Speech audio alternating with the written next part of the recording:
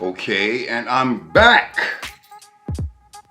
Hello everyone, and sorry for the long break. I tried to take 3 weeks to a month off to take care of some things going on this side of the camera, and it didn't really work out too well, and that ended up turning into like 6 months, and I apologize for that. I'm trying to keep more things coming, even if it's just me sitting here answering questions and talking about stuff to make up for the time I was gone. Anyway, speaking of that, while I was gone, I'm still having conversations with people about different things as far as BDSM goes.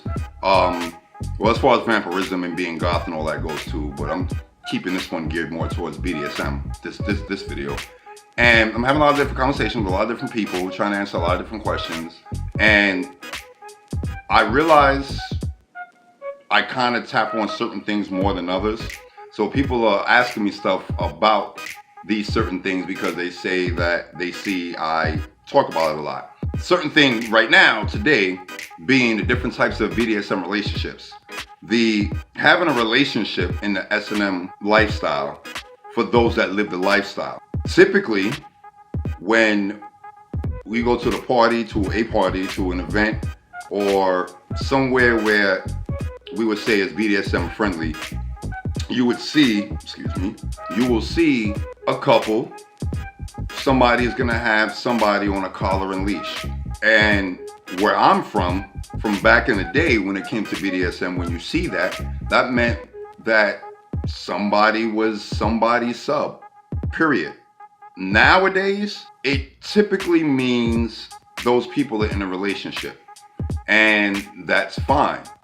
But how do you live a relationship and be in the S&M lifestyle? So many people tell me that's completely impossible.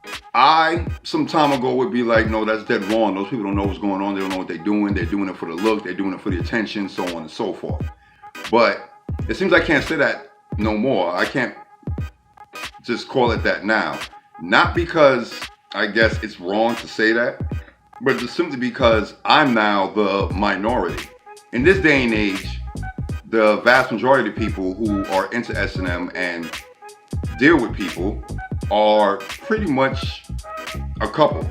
I've noticed cruising around on the internet, different websites, people's comments on certain websites or apps, and on dating apps and things of this nature, that when people are talking about being into the S&M lifestyle and looking for a partner of some sort within the S&M lifestyle, and if they even say what it is they really want or really looking for, if they're even bold enough to say, hey, I wish I could find blah, blah, blah, they say things having to do with what would be normal or mundane. And if that's what you want, that's fine. But if you want to live the lifestyle, and if you look for someone who lives the lifestyle, this alternative lifestyle, I'm just a little confused about why people would then want to find something and then like an alternative lifestyle and have something normal with it. Why would you look into an alternative lifestyle to take it and normalize it? This is the issue I have, and when people say this is fine or whatever, I always disagree. I understand it completely. Like I'm not closed-minded. I understand it, but I just don't agree. Let's say a sub is looking for an experienced dom, or a dom that knows how to do this, or a dom that can talk to them about that. Someone experienced, someone that could teach them things, whatever. They're looking for that to have a, first and foremost, monogamous relationship with, and long-term something that could lead to marriage or whatever. Fine. You meet somebody like that and you realize they have as much experience as they could possibly have, then you start to not like the fact that they have so much experience in stuff. You feel insignificant and little around them. You feel like you'll always be little even if they don't mean to do it, or you just feel like they're way too much for you, or you feel like you can't experience things with them for the first time because they've done it already. Why look for that then if you know, if you can sit there and say that this is going to happen and you don't want that to happen, then why try to find a dominant person that is experienced with multiple people or having multiple subs or whatever the case, and then get mad at them for doing whatever it is that gave them that experience. If a sub is looking for an experienced mistress that knows what she's doing, maybe he's young or youngish, he's young to the BDSM lifestyle, he doesn't know much about it, he wants somebody who's, older, more experienced, whatever. He finds a beautiful woman for that. Then, as time goes on, the things that she likes to do with her male subs, the things that she's into, the things that he might want to try, all of this are things that made her an experienced mistress to begin with. You can't take a experienced dom, or older dom, or whatever you say you're looking for to live the BDSM lifestyle with. So you want somebody who lives the lifestyle, and you find that, but part of that person living a lifestyle is he's always open to taking in more subs. She's always open to having different males serve her in different ways. And then try to make that a monogamous relationship, because ultimately it's what you wanted from the start. That's what you want from the start. That's what you got to let people know you want from the start, so they can walk off. So they can say, I don't think this is going to work, or so you can work out some other arrangement. If you're looking for an experienced dom to turn around and make it into a vanilla relationship, or a BDSM relationship with all the typical vanilla rules and such, then why don't you just have a vanilla relationship? Because let's be honest, if you get an experienced dom and turn around and y'all have a boyfriend-girlfriend relationship, a monogamous boyfriend-girlfriend relationship, no swinging kind of thing, and no threesomes and no poly kind of thing. If you can take that person and make them monogamous and have a monogamous relationship with them, a vanilla relationship with them, eventually that normal vanilla stuff is going to take over. It is going to override the BDSM part of your relationship and life. I say this because, remember, alternative lifestyles, the goth lifestyle, BDSM lifestyle, is different and new to a lot of people because it's not common. Yes, it's becoming more and more common thanks to certain books and movies, but it's not common, and therefore to the majority of the world it's not normal. So if you tell people you're in a BDSM relationship, you say that to about 10 people, about 8 of them are going to look at you like you should be in a psych ward.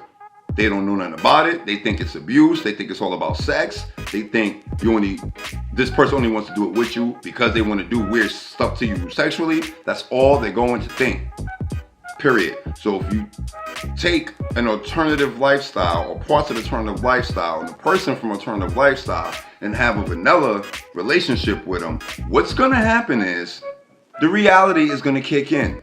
The needing to pay bills, the doing the boyfriend-girlfriend stuff that's going to keep the relationship going to begin with.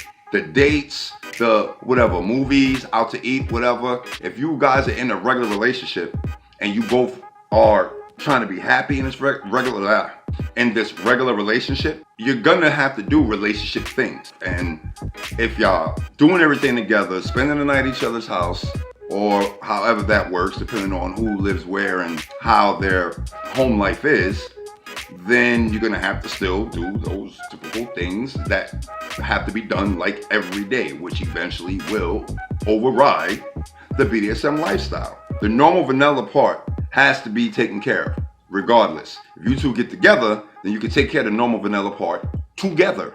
That's great.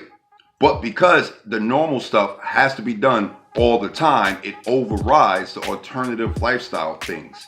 So you guys could fall in love and it could be great, beautiful.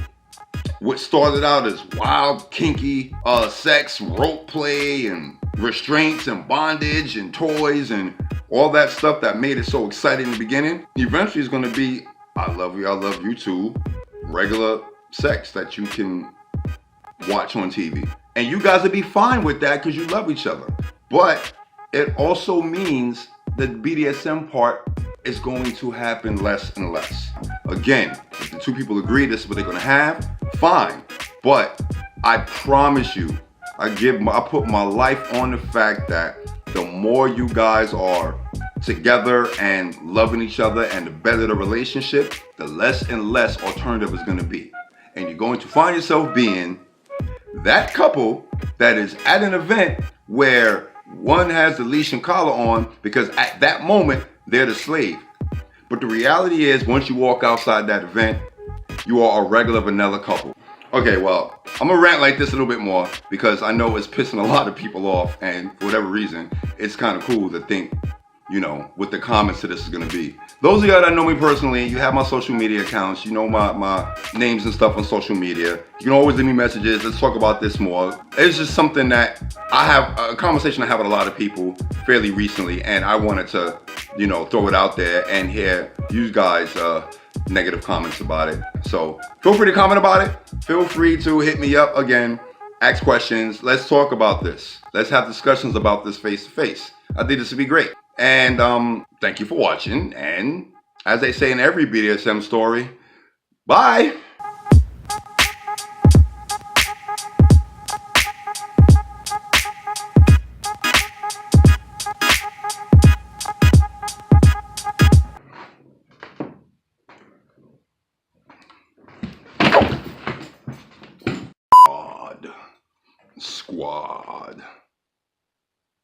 Squad goals. Quick shot, my after work shot, middle of the night, getting home from work. Quick shot to say, hey, I'm here. Before I get started. If you guys are in a regular relationship and you both are trying to be happy in this regular, whoa. Ooh. Excuse me.